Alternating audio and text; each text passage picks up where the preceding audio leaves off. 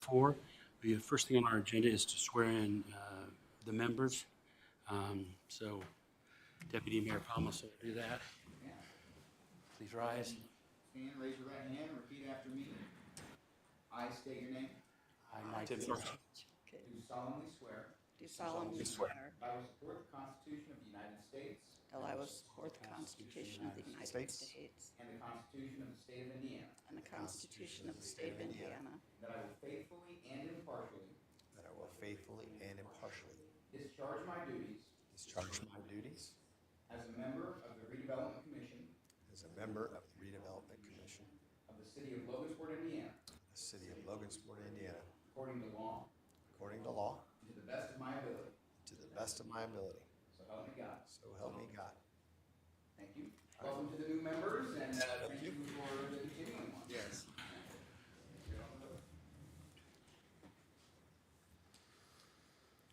I apologize about that swearing in. We had it scheduled for last month, and then the person was taking Tim's place, or was in Tim's place, moved out of town. So I pulled that out, and at the same time I pulled all the other stuff out that went with it at the usual January 1 meeting. So first off, we'll kind of introduce some folks here. Tim Carson is our new member on the board. He replaces Perry Renaissance. You want to say anything about yourself, or? I work for the Regional Planning Council that covers Cass County as well as 5 other counties, and I've been learning a lot about municipal rules and regs in the last 5 years since I took that position, and I'm really looking forward to actually participate in my own community. We've got Tim Johnson, who is taking Christy Hall's place as the school board representative. It's a non-voting member of our board, but we have someone needs to represent one of the 2 school corporations is within our territory. So we welcome Tim. You want to tell about yourself? I know you're the school board president. I know Yep, that. I'm current school board president, and I have just started my 3rd term with the school board. And yeah, I just get to talk and don't get to vote. So it's awesome. But you get to talk all you want. Yep, exactly. And you've got the record now. You've got to be at 2 meetings to beat Christy Hall and 1 to beat Rick Lee. So That's a low bar. it's a challenge, and so hope they can hold you up to that. Okay, the first thing on our agenda is the election of officers. We are suggesting a slate of President being Mike McFord, Vice President being John Michael Price, Secretary Suzanne Chilcott, and the school president being Tim Johnson. Do I have a second? second. All right. Any further discussion? I mean, you guys don't even know anybody. So I hate those guys. So anyway, all those in favor signify by sign of aye. Aye. All those opposed, same sign. The motion passes. We have the same boards we had officers as last year. John Michael Price is on his way. So we'll make him stand up and swear by himself when he gets there. You can swear at him. All right. First thing on the agenda is the consent agenda from January 22nd, 2025 meeting. This is the regular meeting minutes. I'll make a motion we accept it. Is there a second? Second. Any discussion? You guys haven't had time to read it, so it doesn't. I glanced. Yeah. Yeah. We are blessed with Dwayne Allen produces these things, and I say they're always, what is this, 19, 20 pages long. And so we pretty much have, I've never been on a board that has so much detail, but if you ever miss a meeting, you can read the minutes and you can tell exactly what happened, because Dwayne does a fantastic job of putting it all in place, and that does help with the State Board of Accounts. I've found that the more they believe you have your act together, the better you are off, even if you don't have your act together. It's a little secret now. So anyway, we appreciate Dwayne does that, and that's on there. So all those in favor signify by a sign of aye. Aye. All those opposed, same sign. The consent agenda passes. Okay, moving on, we are, our bank statement is always 1 month behind, so we are now, our financial report for this year is our actual January 2025 starting. You'll find that those, so we start, the numbers roll forward from the previous time. And there's a few new things to bring to your attention.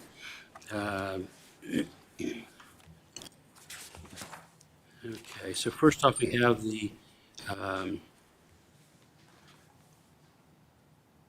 right, it's still telling me John Michael's on his way. All right, so the first two things, we got the financial reports for basically January 2025 for the TIF and the non-TIF districts. And then we also have the January 2025 Lexington Village Residential TIF District. Basically, we've got them for you guys. They're broken up in here. We have normally there's a summary page on top, and there's only 1 month this time. But basically, it's broken up to having our income as the top. So we live on two things, basically. Interest off of the accounts, and then also the distribution that comes from property taxes from the city. So those happen May, well, I guess we get it usually in June, and then also in December is when we get that money coming in.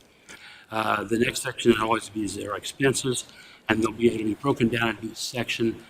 So you'll have, the industrial park, the downtown district. We have a consolidated district, which is all over the place. It goes from Water Street out to El Tip, or out to Ivy Tech, and over to the mall and the East End. So it kind of covers a lot of territory in there. Then we have a discretionary fund, which is basically things that are not within a TIF district. So we have things where people come to us where something's going to be really good for economic development, or something's going to be need money for something. A good example we had one time was the Humane Society. They needed pens, and they were not in a TIF district. They were a nonprofit. So if you're a nonprofit, you're not really putting any money back into property taxes. So in general, that's not always in our best interest. But in that situation, it came down to they were a nonprofit, and all of a sudden, if we don't help these people, what happens to them? And they would go away. Oh. So it came down to kind of saying, geez, maybe we need to help support the Humane Society, because when you come to live in a community, you kind of expect the fact that someone is the dog catcher or whatever that takes care of that. So anyway, that's a kind of example of that.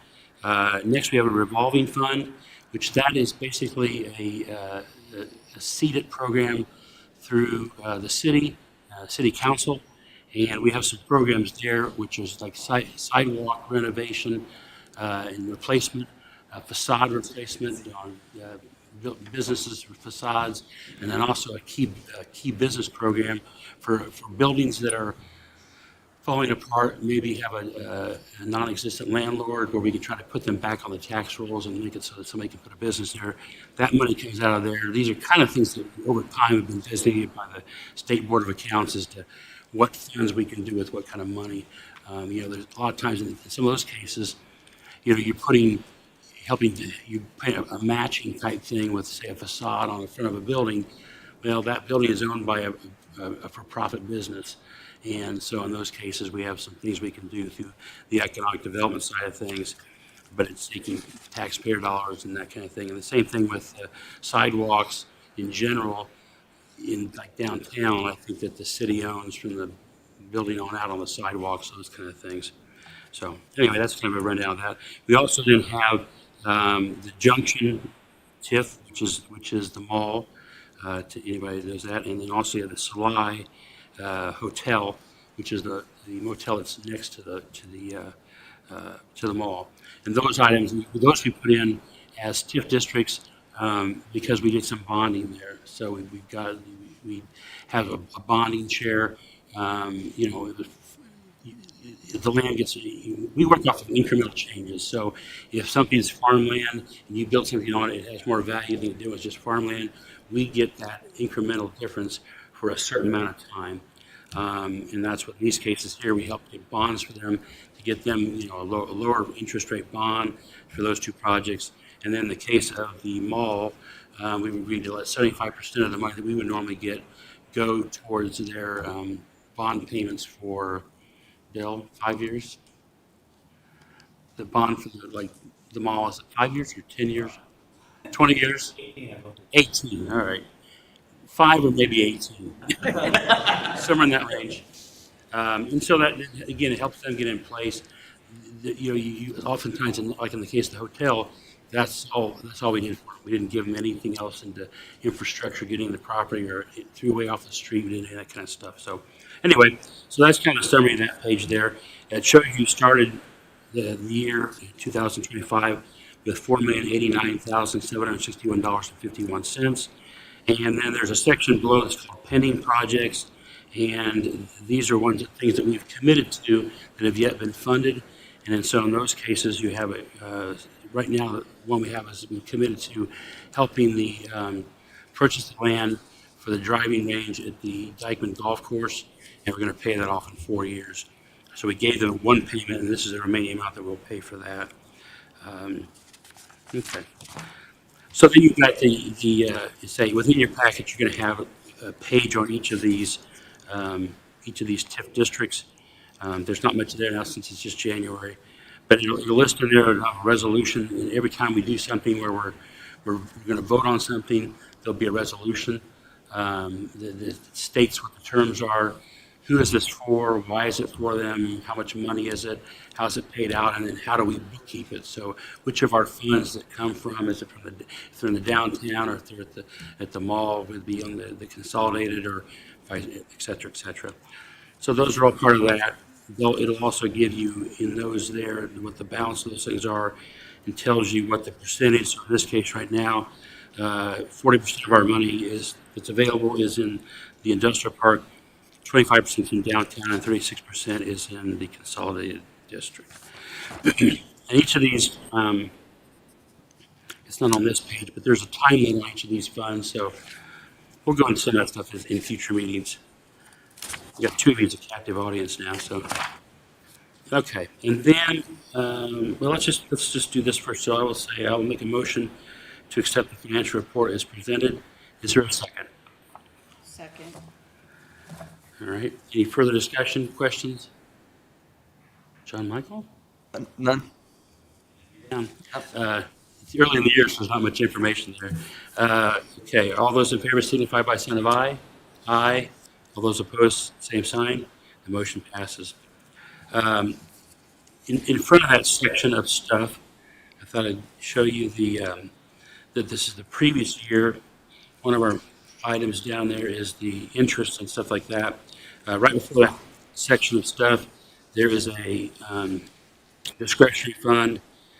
Basically, it's showing the interest we took in last year from the industrial park, the downtown, the consolidated district. It was $169,096.90. That has now, as of February something or other, has been now moved to the discretionary fund. So that's the fund that the State Board of Accounts says that the interest we earn on those accounts is not the taxpayers' dollars. It's their rules, not mine.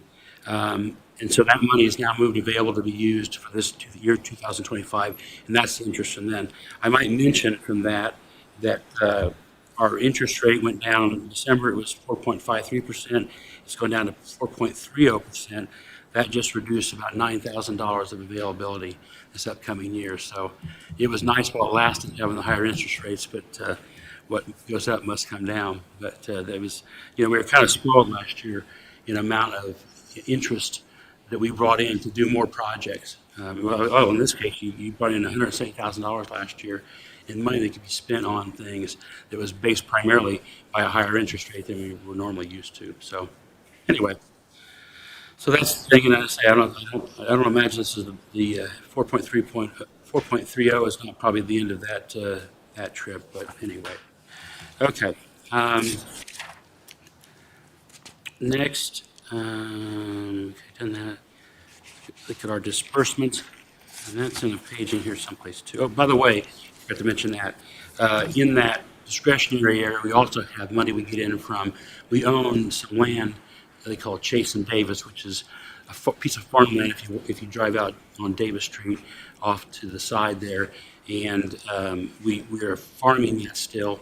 And at this point in time last year, we got $11,412.50 from a farmer to farm that property, and we will continue to do that until we develop it into housing or whatever. And so that's also money we can spend on discretionary projects. Okay. There's a section in there also about, you'll see after the first bank statement, it's got the Lexington Village. I won't go into great detail of that today. That is our housing project that's out behind the mall. And it's also been bonded. And there's things that are called construction funds and like that, and I won't bore everybody with that. I will say that for another meeting. Okay. And then in the fund, you have another sheet here that's got the spring and fall disbursements of our funds from property taxes, and kind of it's at the horizontal one. It's kind of like this. I don't see it. It's right. It's before. It's right before the summary of Lexington. Well, it's, yeah. It's right after the bank statements. Right? Yeah, right at the bank statements. A little farther. Oh, no, the other side of bank statements, two sets of bank statements. Back. Oh, this one. It's all right. All right, anyway, this shows basically the history of what funds we brought in every year. For historical purposes, back in 2020, we brought in 467,000, 2021, 717,000, 2022, 927,000, 2023, $1.37 million, and 2024, 1.76 million.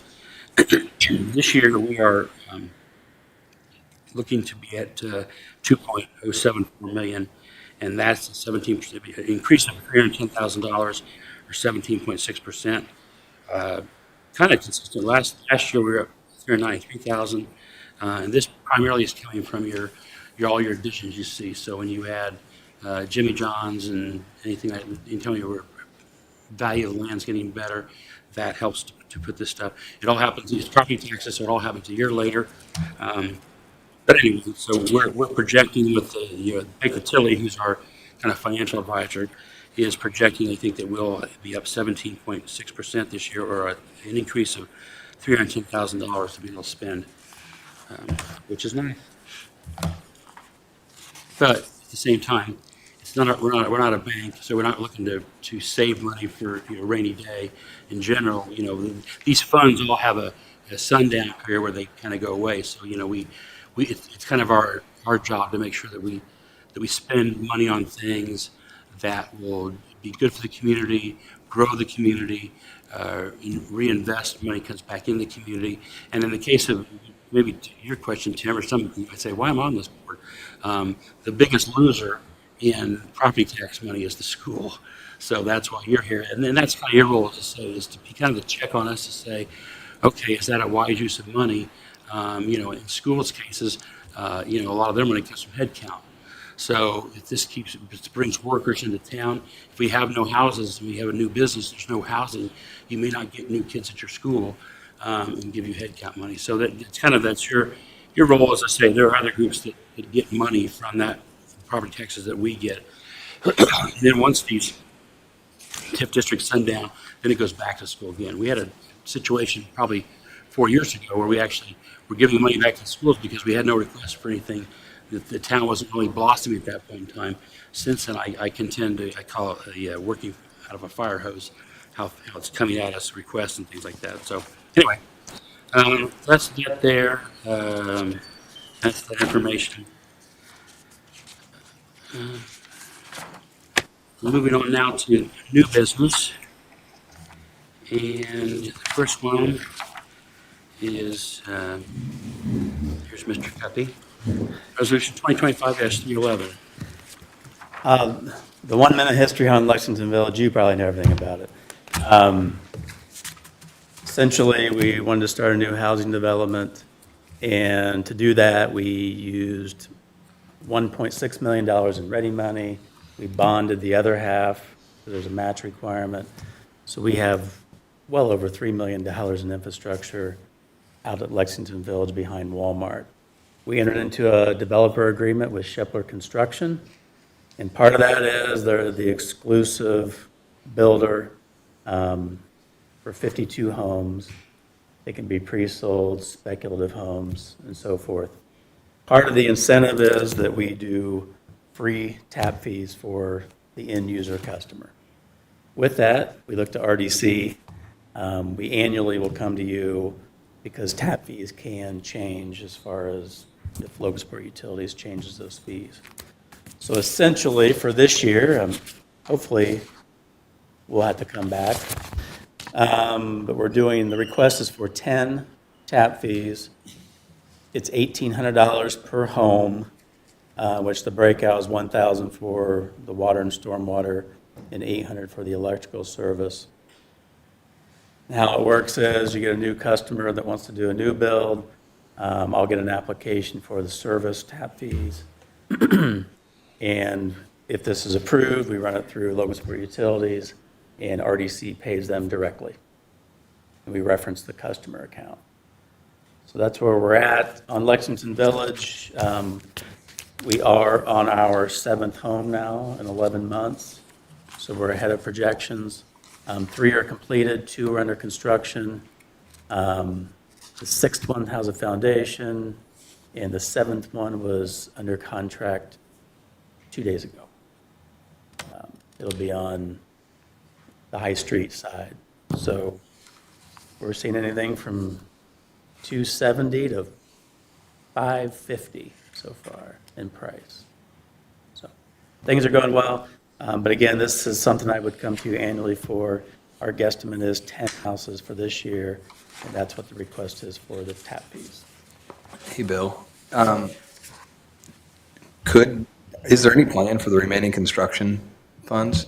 There's like $19,900 in the TIF construction account.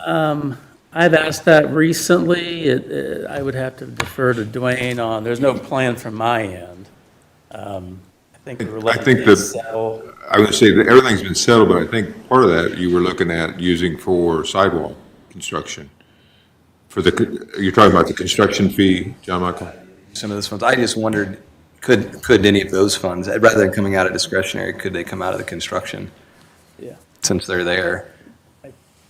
And keep discretionary for something that's more discretionary? Yeah, I mean, it's all going to be spent. Yeah. And sidewalks, I guess, are they discretionary? Yeah. Yeah, at the end of the day, it's all going to be spent. Yeah, and I agree. Construction fund, and essentially up to your group. If that's the fund we take it from, then we would just amend the resolution. That'd be my only thought, is if, since it's specific to the Lexington Village area, and if they would, be a useful for this situation, I'd recommend changing. From an operational standpoint, does that put a left turn into the process? Well, the only thing it does is it draws attention to the fact that last year, that's how you paid everything out of the discretionary. And I think we did that, because Andy Mauser told us that would probably be the appropriate way to go. But like I said, the only thing we really have there is for the construction fund. And I thought, you had talked about before that using that construction fund, used it for the mailboxes, and then maybe using the rest of it for sidewalks, knowing that you're That going would to be be way over fine. We budget. know they're going to be expensive. Okay, that's fine too, if we want to keep it that way. We're going to use it all if we're doing sidewalks out there, obviously. Yeah. So, that's fine. Well, I think, as I say, I think originally we were a little bit concerned that, we put some extra money in case the houses didn't sell like we thought they would. Logansport has been very good to this project. People said, no one can afford the expensive houses, blah, blah, blah, blah. And the small houses have not been selling. The big lots have been selling. So we're going to actually get our property taxes will come back after the year when they were done at a higher rate than we were expecting. So we thought we were doing a bunch of small houses. So I think we probably okay there. I think the construction fund probably makes the sidewalk would be a good one. That's one where we started out the original plan that the engineering firm did. Have just a sidewalk on just one side, have an 8-foot sidewalk on just one side of the street. So people on one side of the street would not have a sidewalk, the people on the other side would. I come from a neighborhood where there are no sidewalks on my block, but the next block there are. So kids and stuff play in the street. Nobody walks through your yard, walk on the street. I just think safety-wise, and especially with this project where we're allowing people to put their houses where, in a regular development project, you'd go cookie cut, bam, bam, bam, bam, bam. And so you'd have that done in an area there.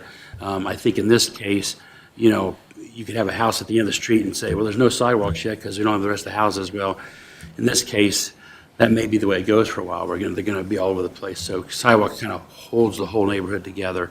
So anyway, that's a side issue. Other thing I thought Bill didn't mention, right now, the RDC owns all that land. So at the time that Shepherd, the developer, finds someone that wants to purchase the land, we turn the land over to the developer, who then turns it over to the homeowner. And so that's when, at one point in time, we still have it. So later on, we're going to talk about things like maintenance and cutting grass and that kind of stuff. We still have the largest piece of grass to be cut up there. So we'll talk about that later, though.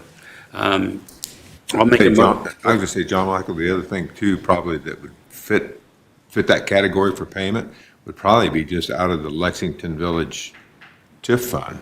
I mean, your actual TIF fund, but you don't have enough money to cover that in there yet. Right. And I know you're using that for the bond. That's the other side of that. You're trying to save that money for the bond, in the long run. So. I think it's fine. I was just asking the question. I think the sidewalks make good sense, and if it's easier, functionally, that's I fine. think it would be, because every time a house is sold, they have to go down and hit that fund to pay that one invoice. Yeah, And I'm fearful that this construction fund would be a little more complicated for that process. that's fine. Bill, do you have any idea? I was just looking, is there any concern about current legislation, how it'll impact real estate taxes?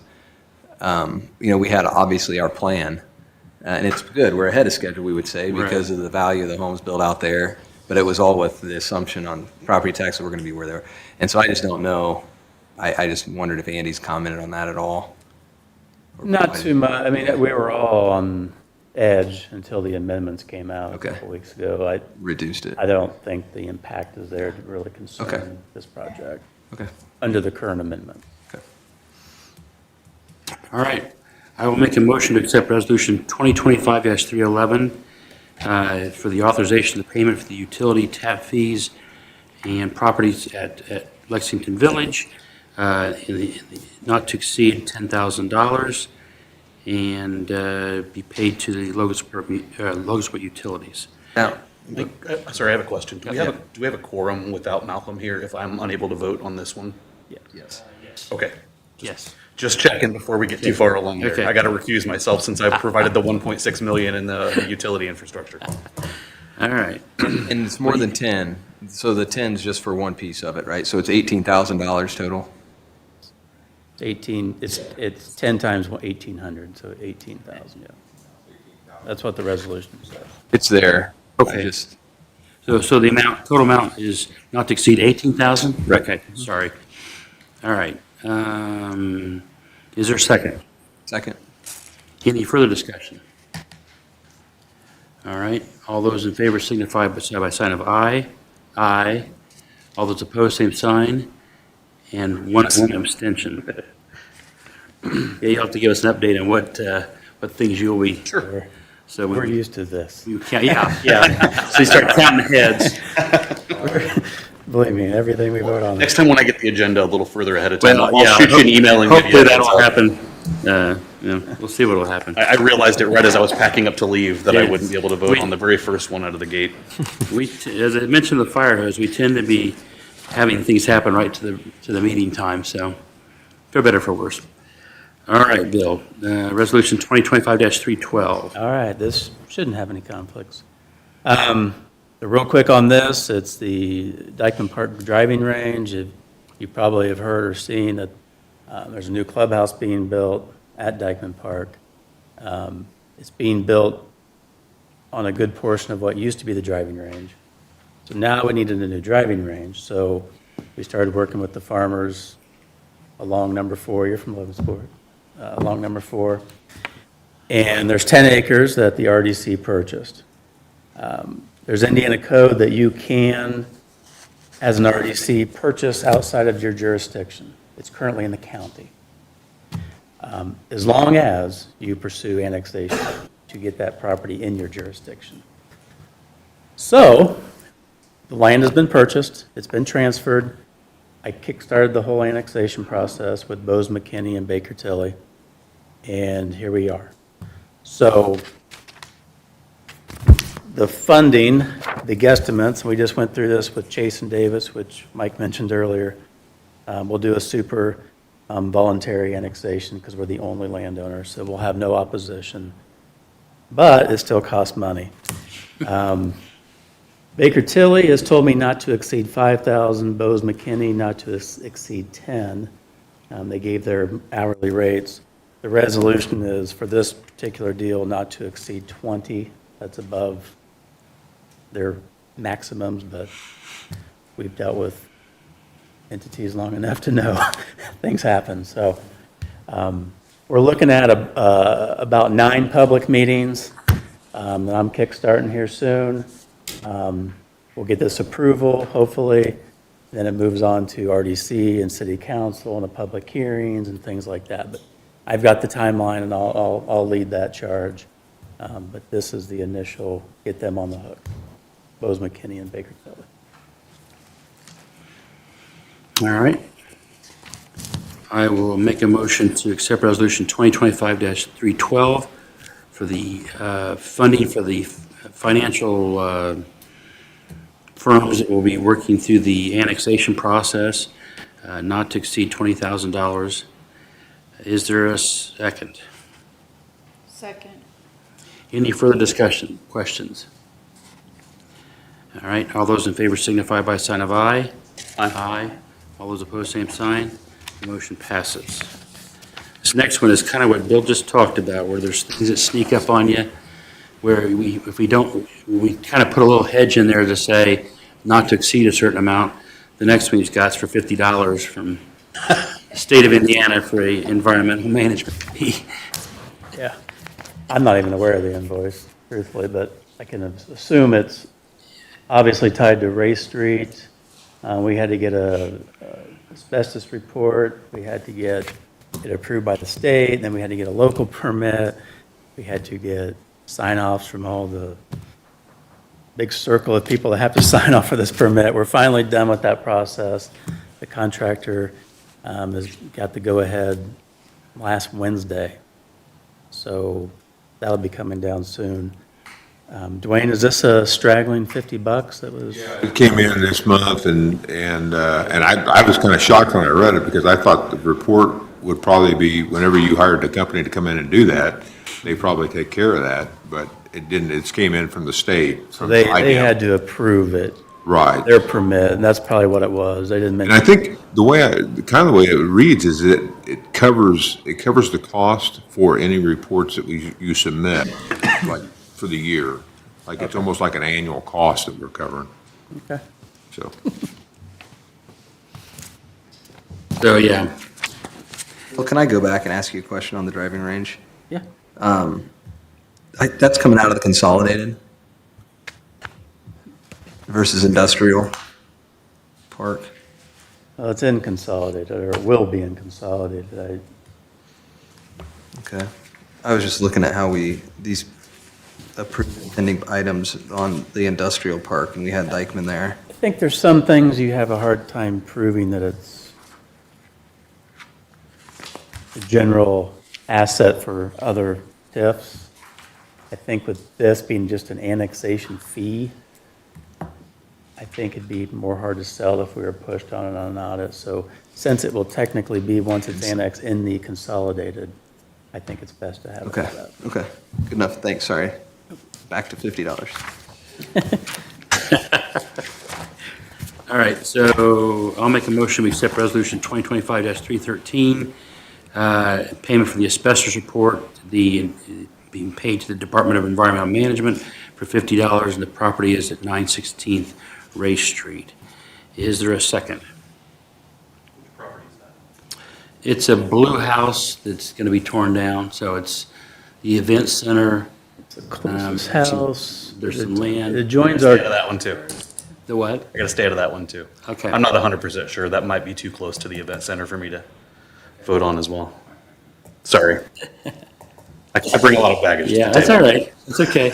I mean, We'll learn. I'm gonna vote on that, there's no, I mean, obviously, I think as long, well, that's a different. that's- I'm gonna vote, it's $50. Conversation, I mean, yeah, I mean, That's a potential Ready 2.0 project, so Mm-hmm. that's not a definite project for me to stay out of, but probably best for all involved if I do.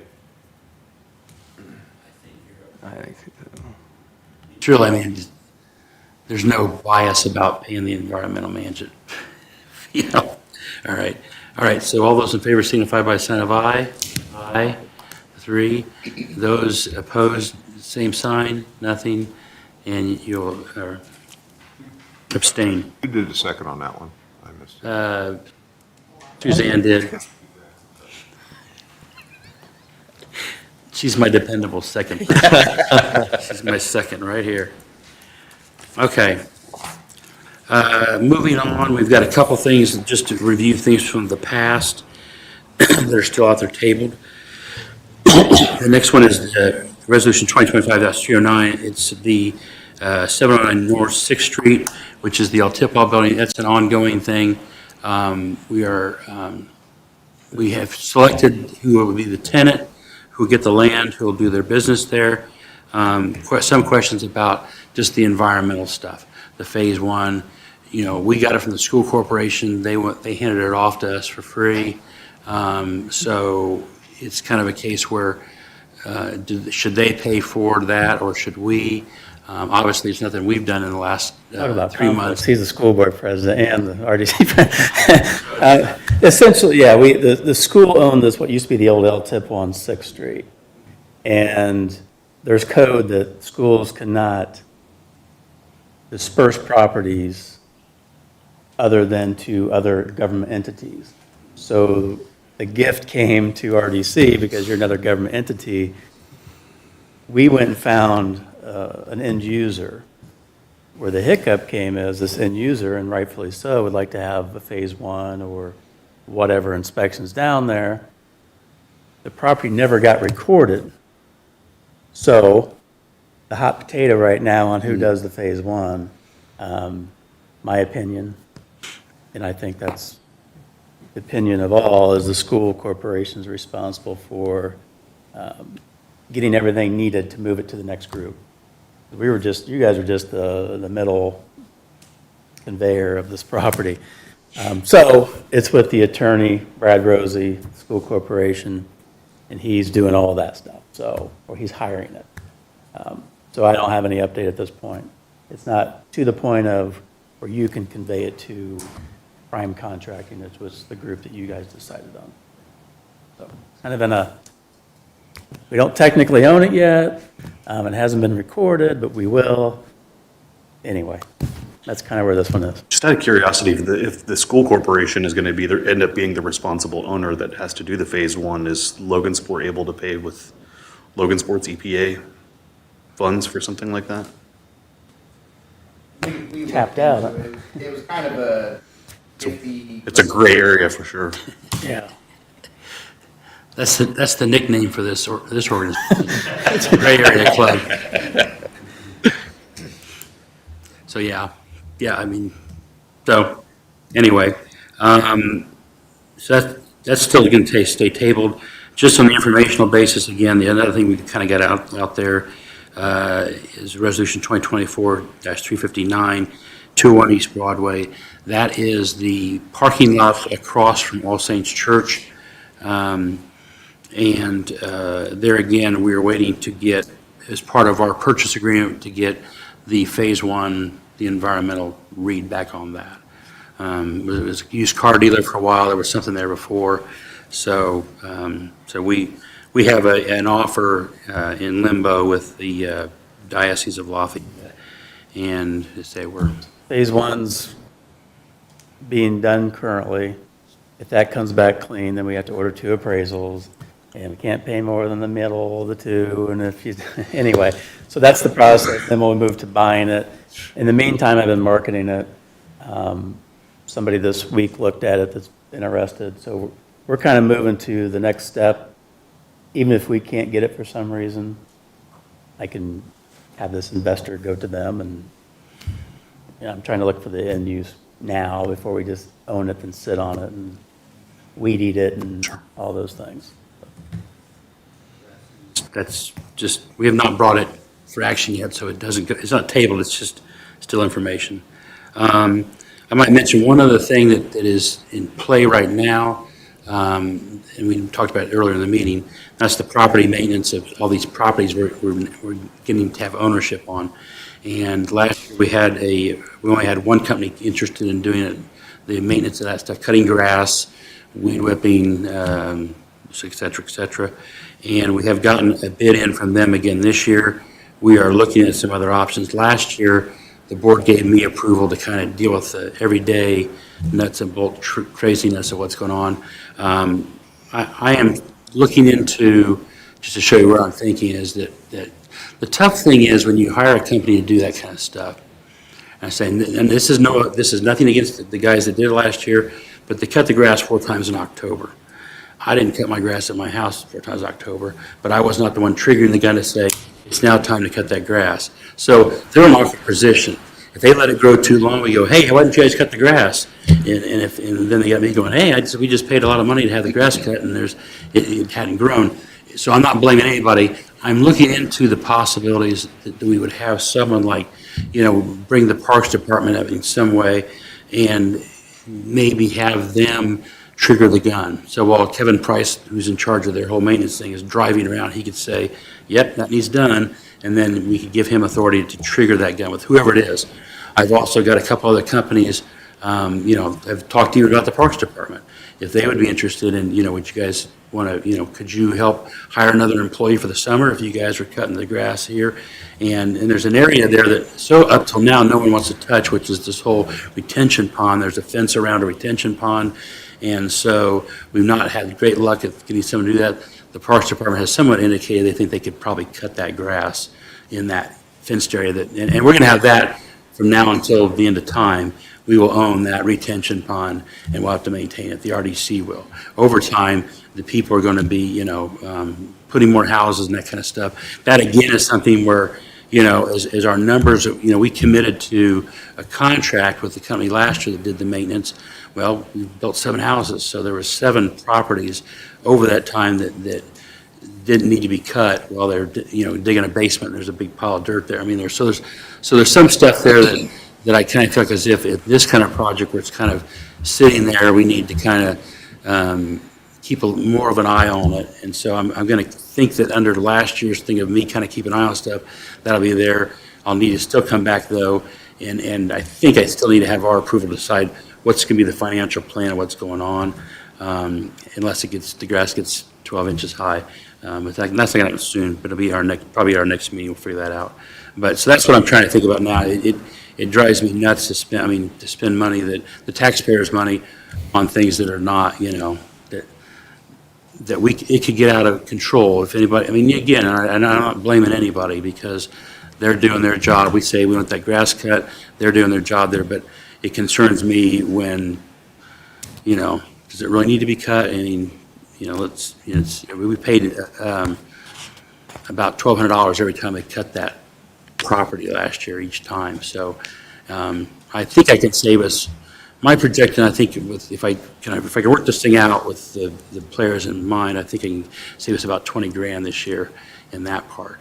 That being said, we're going to have some other areas that are still out there. We have the old on Tangy Street. There's a property there. We have the Race Street property, and then they did some weed killing last year. We're getting more and more things. And the All Saints property, it's got some grass around it too. So it's a case where we will have to, an ongoing basis as we keep bringing stuff in. We got to, either.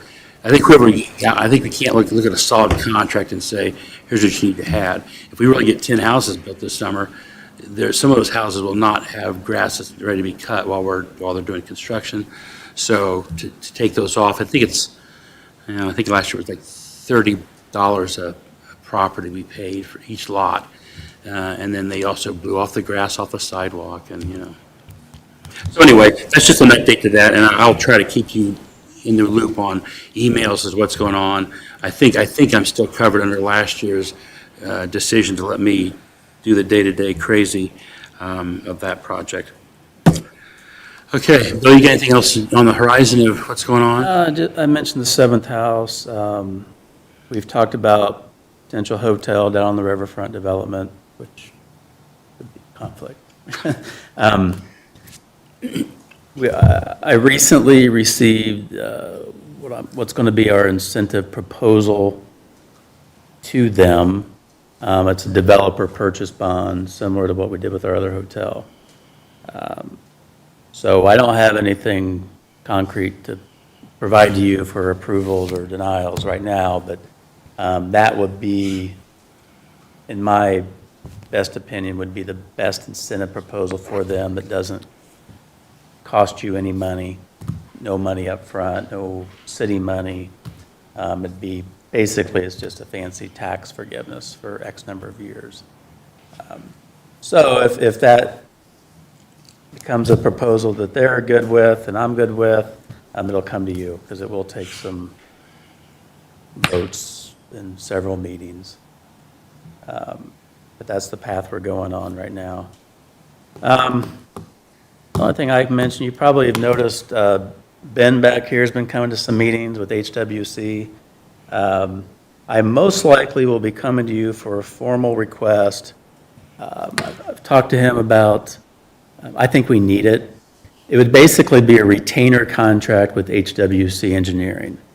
The good thing is there's no cost monthly. There's no retainer fee, essentially. It's a retainer of their scope of services.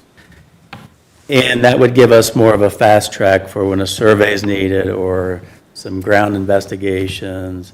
They're purely a civil engineering company. So we still have the use of everybody else. We don't have to use them, but the way Ben presented it, it'd be more of a quicker turnaround for us, and they would list their fees. So if they do something for us, it would be a per project. He'd be able to give me an estimate.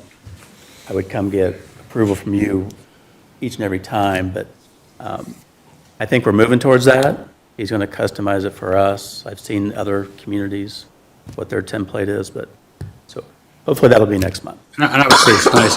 Ben's been almost every meeting, I think, but it also sometimes is nice to have someone that knows, okay, the event center's here, but then we're talking about a hotel, but we're also talking about going down to 6th Street. We're talking, I mean, having somebody that is not maybe necessarily watching our back, but that someone's got some engineering that says, hey, wait a second, guys, you know, I mean, you bring somebody else in, you're telling them, we want you to do this. He's gonna have a little bit better, I think, a little bit bigger picture of what's going on every place, which will be, you know, that you don't waste money later, you know, not really doing what you wanted to do or whatever, so, sounds good to me. And we've worked with HWC in the past, and the county's worked with them a lot, so it's not like it's something we've never dealt with.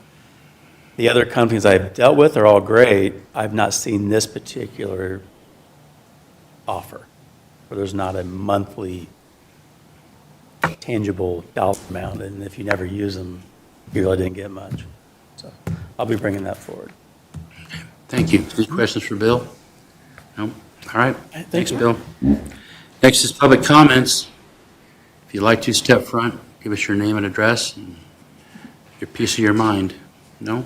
All right. Board member comments. Anybody got anything they want to say? Welcome to you guys. Thank you. You didn't know what you're getting into, but we're glad to have you here in the pool. I had a moderate idea. You may have more of an idea than we do. Okay, next thing is our next meeting is scheduled for March 26th. And that is in the middle of the spring break period for the school corporations. So I need to know if we need to reschedule that meeting, if people are planning on being here, not being here. Right now I am. I'm scheduled to get back on the 25th, so I should be able to make it. Just leave it like it is? Anybody? Yeah, I won't be here, but There you go. business will go on, so it's, You're gonna It's be okay. slipping over Christie Hall. as long as you take care of some things that I'd like for you to take care of, All it'll be right. fine. We go, well, it gets 3 of us, okay. All right, so we'll Malcolm will probably be back. I okay, think Malcolm said he'd be here next time. okay, I all just right. talked to him recently. We'll just leave it on the agenda as it is, and say, if we have to, as long as we got notice time available, we can always change that, but, all right. I believe that is all we have. Anything else from anybody? No? All right. This meeting's adjourned. Thank you, folks. Yeah, welcome aboard. How's life? Pretty good. Yeah? So what are you doing these days?